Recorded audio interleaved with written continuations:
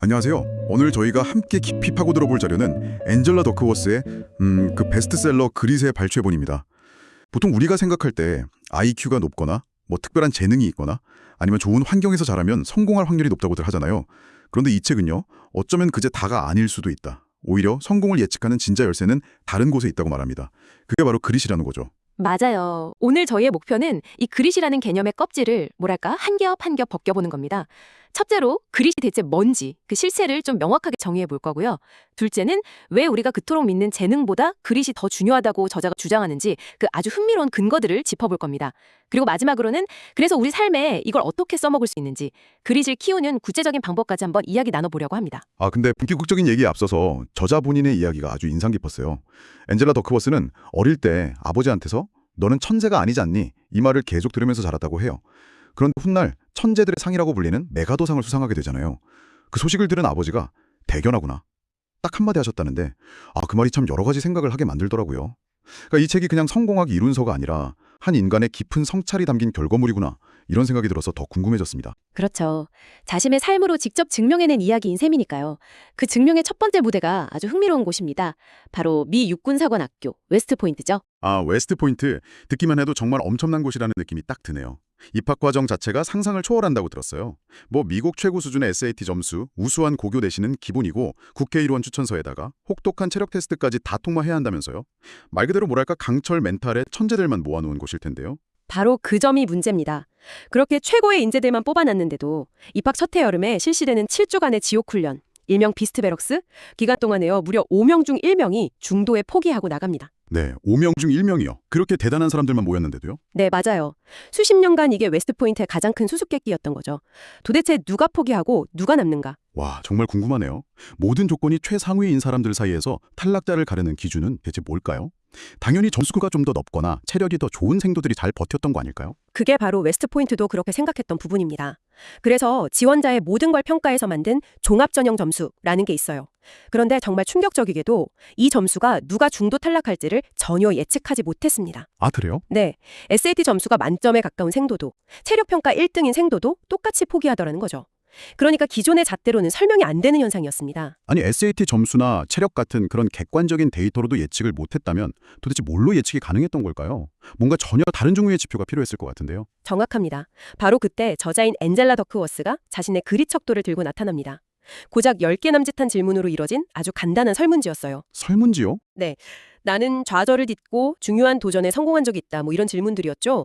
결과는 정말 놀라웠습니다. 웨스트포인트가 수십 년간 쌓아온 그 복잡한 종합전형 점수보다 이 간단한 그릿 척도가 훈련 수료 여부를 훨씬 더 정확하게 예측해냈습니다. 와, 그건 정말 대단하네요. 결국 타고난 머리나 신체 능력보다 다른 무언가가 더 결정적이었다는 건데 그게 바로 그릿이었군요. 그럼 그릿이 정확히 뭔가요? 우리가 흔히 말하는 뭐 근성이나 투지 같은 그런 건가요? 비슷한 개념인데 저자는 좀 더 명확하게 정의를 합니다. 그릿은요, 두 가지 요소로 이루어져 있어요. 하나는 열정, 또 다른 하나는 끈기입니다. 열정과 끈기. 네. 근데 여기서 말하는 열정은 무언가를 잠깐 좋아했다가 식어버리는 그런 변덕스러운 감정이 아니에요. 자신의 인생에서 정말로 중요한 단 하나의 최상위 목표를 정하고 오랫동안 그 목표에 대한 관심을 유지하는 능력을 말합니다. 그리고 끈기는 우리 모두가 아는 것처럼 실패하고 넘어지고 지쳐도 그 목표를 향해 계속 나아가는 힘이죠. 이 두 가지가 결합됐을 때 비로소 그릿이 있다고 말할 수 있는 겁니다. 장기적인 목표를 향한 열정과 끈기. 그런데 사실 우리 사회 분위기는 좀 다른 것 같아요. 1만 시간의 노력을 한 장인보다 혜성처럼 나타난 타고난 천재에게 더 열광하잖아요. 맞습니다. 책에서는 그걸 선천적 재능에 대한 편향이라고 부릅니다. 아주 재미있는 실험이 하나 나와요. 음악 전문가들한테 똑같은 연주 녹음본을 들려줬습니다. 한 그룹에게는 연주자가 어릴 때부터 재능을 보인 타고난 천재라고 소개하고요. 다른 그룹에게는 엄청난 연습벌레인 노력파라고 소개했죠. 그러니까 연주는 완전히 똑같은데 그 사람에 대한 배경 설명만 다르게 한 거군요. 결과가 어땠을지 약간 짐작이 가네요. 그렇죠. 전문가들조차 타고난 천재라고 소개된 연주자의 잠재력을 훨씬 높게 평가했습니다. 미래에도 성공할 거라고 예측했고요. 우리는 노력의 결과물보다 그 타고난 재능 자체에 더 높은 가치를 부여하는 그런 심리적 편향을 가지고 있는 거죠. 듣고 보니 정말 그런 것 같아요. 노력으로 성공한 사람을 보면 와, 나도 노력하면 될 수 있겠다. 이런 생각보다는 저 사람은 진짜 독하다. 이렇게 약간 선을 긋게 되는 경우도 있고요. 바로 그 재능 중심 사고가 때로는 조직 전체를 파멸로 이끌기도 합니다. 2000년대 초 미국을 뒤흔들었던 앨런 사태가 대표적인 사례죠. 앨런, 역사상 최악의 회계 부정 사건으로 기억하는데요. 그게 재능이랑 무슨 관련이 있죠? 당시 앨런은 맥킨지 컨설팅의 인재전쟁이라는 보고서에 완전히 매료되어 있었거든요. 그 보고서의 핵심 메시지가 가장 똑똑하고 재능 있는 인재를 확보해서 그들에게 모든 권한을 주는 게 기업의 성공 비결이다라는 거였어요. 앨런은 이 말을 그냥 신처럼 믿고 오직 재능만을 기준으로 사람을 뽑고 평가했습니다. 그랬더니 어떤 결과가 나왔나요? 조직 전체가 똑똑하지만 극도로 오만한 사람들로 채워졌습니다. 그리고 실패를 병적으로 두려워하는 문화가 생겨났죠. 실패를 두려워한다고요? 네. 왜냐하면 실패는 곧 내가 재능이 없다는 증거가 되어버리니까요. 누구도 자기 실수를 인정하지 않으려고 했고 결국 엄청난 규모의 손실과 회계부정을 서로 눈감아주다가 미국 역사상 최악의 파산으로 이어진 겁니다.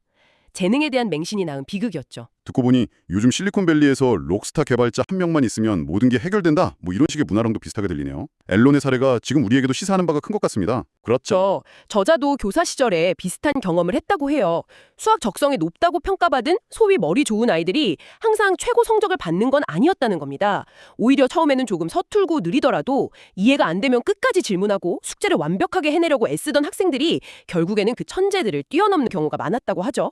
책에서는 이런 학생들을 과잉성취자라고 부릅니다. 데이비드 렁이하는 학생의 사례가 정말 감동적이었어요. 처음 수학 심화반에 들어갔을 때 뒤처져서 D학점을 받기도 했는데 포기하지 않았다고요. 낙담했지만 그 일을 곱씹고 있지는 않았다는 말이 나오는데 정말 멋지더라고요. 결국 꾸준한 노력으로 최상위권 학생이 되고 나중에는 항공우주공학 박사가 돼서 로켓 과학자가 되잖아요. 노력이 재능을 이길 수 있다는 걸 보여주는 산증인인 거죠. 자, 그럼 여기서 질문이 생깁니다. 노력이 어떻게 재능을 이길 수 있을까요? 그냥 막연히 열심히 하면 된다는 말 말고요. 저자는 아주 명쾌한 두 개의 공식을 제시합니다. 이 책의 핵심이라고 할 수 있죠. 네, 저도 이 공식을 보고 무릎을 탁 쳤습니다. 첫 번째 공식은 재능 곱하기 노력은 기술입니다. 재능 곱하기 노력은 기술? 네, 그리고 두 번째 공식은 기술 곱하기 노력은 성취입니다. 이 공식의 핵심은 노력이 두 번이나 들어간다는 점인 것 같아요. 첫 번째 공식에서 노력은 우리가 가진 원석 같은 재능을 갈고 닦아서 쓸모있는 기술로 만들어주는 역할을 하고요. 아무리 노래에 재능이 있어도 노래 연습이라는 노력을 하지 않으면 가창 기술이 늘지 않는 것처럼요. 맞습니다. 그리고 두 번째 공식에서 그렇게 만들어진 기술을 사용해서 실제 결과물, 즉 성취를 만들어내는 것 또한 노력의 역할이죠. 아무리 피아노를 잘 치는 기술이 있어도 무대 위에서 연주하려는 노력을 하지 않으면 박수라는 성취를 얻을 수 없으니까요. 와, 그렇게 보니까 노력이 성공 방정식에서 두 번이나 곱해지네요. 재능은 한 번만 들어가는 말이죠.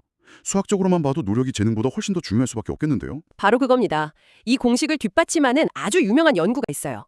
사회학자 댄 챔블리스가 올림픽 수영 선수들을 수년간 관찰한 탁월성의 일상성이라는 연구입니다. 무엇이 이들을 최고로 만드는가? 이걸 파헤쳤죠. 그 연구의 결론이 뭐였나요? 어떤 특별한 유전자가 있었나요? 전혀요. 그가 내린 결론은 탁월함은 어떤 신비로운 재능이나 마법 같은 한순간의 깨달음에서 오는 게 아니라는 겁니다.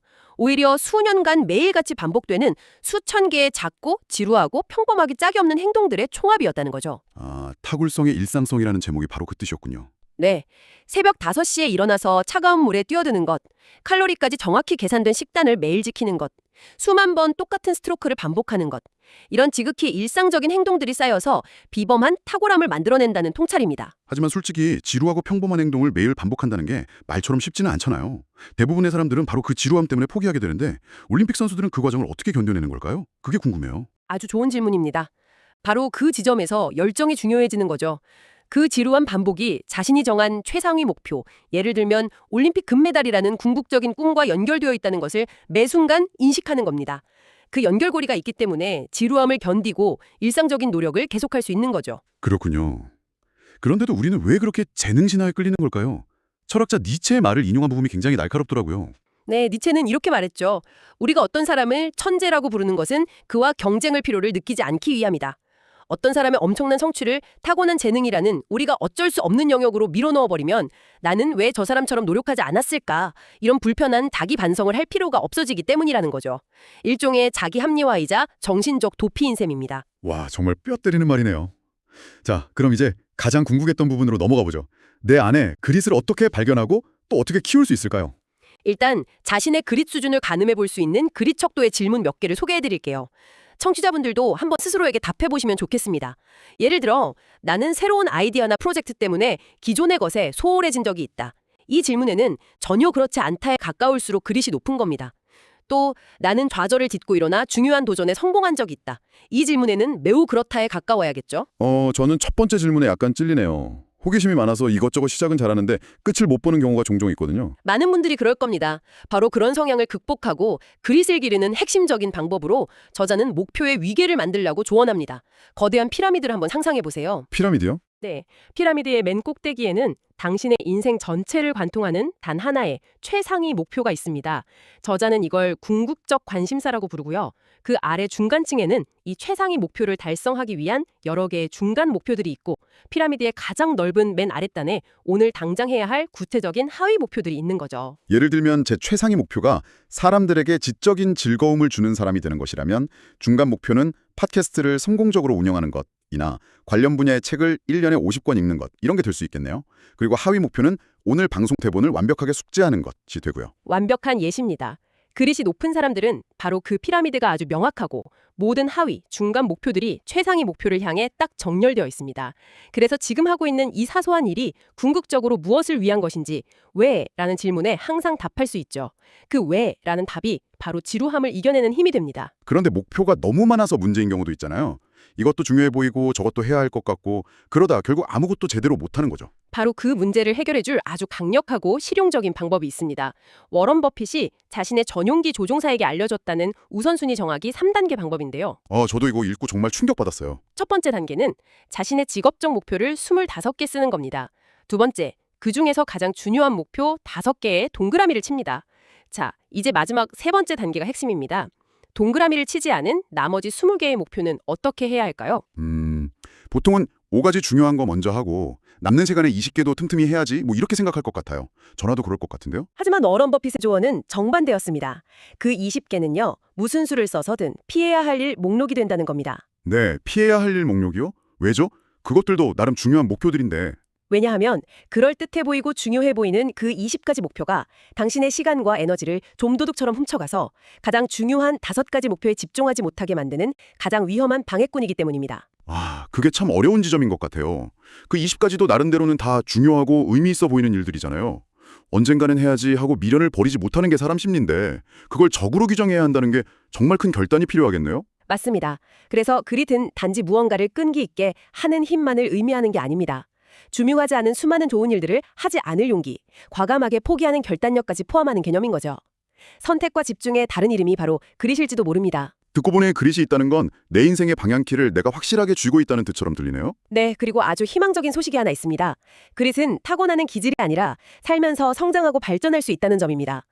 책에 나온 그래프를 보면 미국 성인들의 그릿 점수가 20대에서 65세 이상으로 갈수록 꾸준히 상승하는 경향을 보여요. 나이가 들수록 그릿이 강해진다고요? 보통은 나이 들면 열정이 식는다고 생각하는데 의외네요. 나이가 들면서 우리는 자신에 대해 더 잘 알게 됩니다.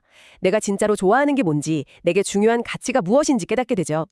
즉, 목표의 위계가 더 명확해지는 겁니다. 또 수많은 실패를 통해 역경을 이겨내는 법을 배우고 인내심도 늘어나고요. 그러니 지금 당장 그릿이 부족하다고 좌절할 필요가 전혀 없습니다. 당신의 그릿은 지금 이 순간에도 성장하고 있을지 모릅니다. 오늘 저희는 성공의 진짜 열쇠가 타고난 재능이 아닌 장기적인 목표를 향한 열정과 끈기, 즉 그릿이라는 사실을 확인했습니다. 특히 재능 곱하기 노력은 기술, 그리고 기술 곱하기 노력은 성취라는 이 공식을 통해서 노력이 성공의 2배로 기여한다는 점은 정말 인상 깊었네요. 오늘 이야기를 마무리하면서 청취자분께 마지막으로 질문 하나를 남겨드리고 싶습니다. 워런 버핏의 조언을 우리 삶에 적용해 본다면 어떨까요?